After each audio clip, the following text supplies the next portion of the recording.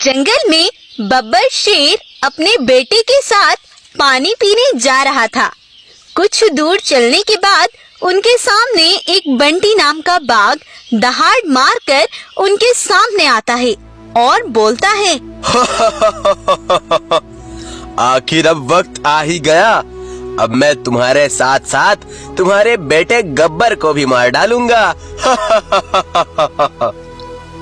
सुनो बेटा गब्बर, तुम यहाँ से भाग जाओ, जाओ जल्दी, रुकना मत। तब गब्बर वहाँ से बहुत तेजी से भागता है, लेकिन उसे डर के मारे अपने घर का रास्ता भी याद नहीं रहता और वो बिना कुछ देखे ही सीधा भागता ही जाता है और दूसरे जंगल पहुँच जाता है। उधर वो जालिम बाघ बब्बर को जान से मार डालता है और कहता है, मजा आ गया, अब रास्ते से कांटा साफ हो गया। अब बारी है शेरनी की और उसके बाद जंगल पर मैं राज करूंगा। उधर बब्बर की पत्नी ने अभी अभी एक नन्हे से बच्चे को जन्म दिया था। उसने उसका नाम वीरू रखा था। शेरनी अपने बेटे को देखकर बहुत प्रसन्न हो रही थी।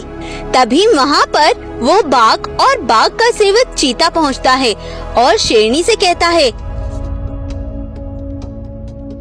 शेरनी, शेर बब्बर को तो मैंने जान से मार डाला, अब मैं तुम्हें भी शेर के पास भेजता हूँ। इतना बोलकर बाघ शेरनी पर भी हमला कर देता है और उसे भी जान से मार डालता है। तब बाघ का सेवक चीता बोलता है, महाराज, हमने शेर शेरनी को तो मार डाला, लेकिन इस बच्चे का क्या होगा?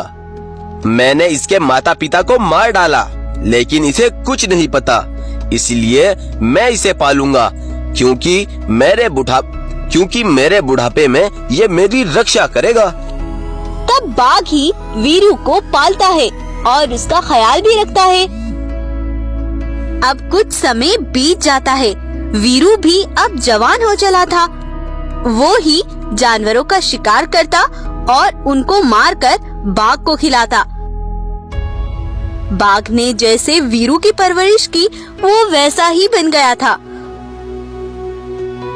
और मासूम जानवरों को बड़ी बेरहमी से उनका शिकार करता।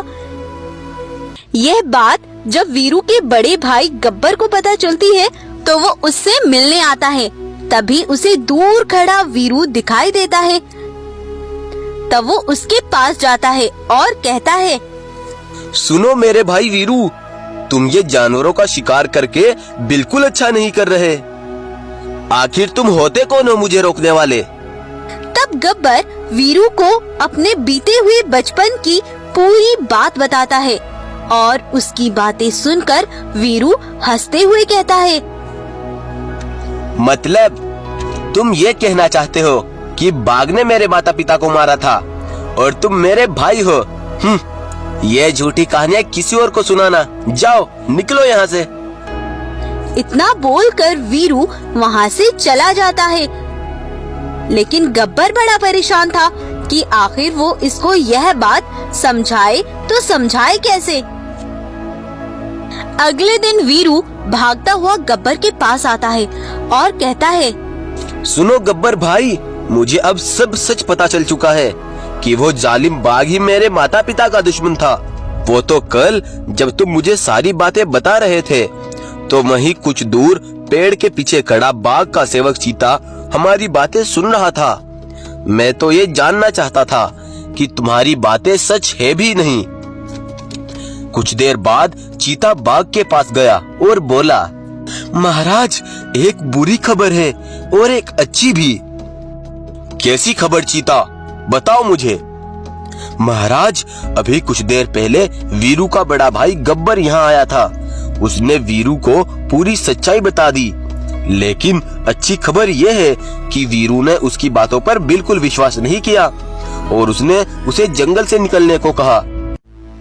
भगवान का शुक्र है कि उसने उसकी बातों पर विश्वास नहीं किया।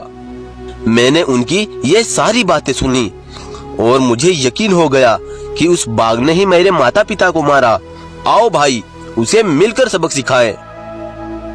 तब दोनों भाई जाकर उस दुष्ट बाघ और चीता पर हमला कर देते हैं और दोनों को जान से मारकर अपने पिता की मौत का बदला ले लेते हैं।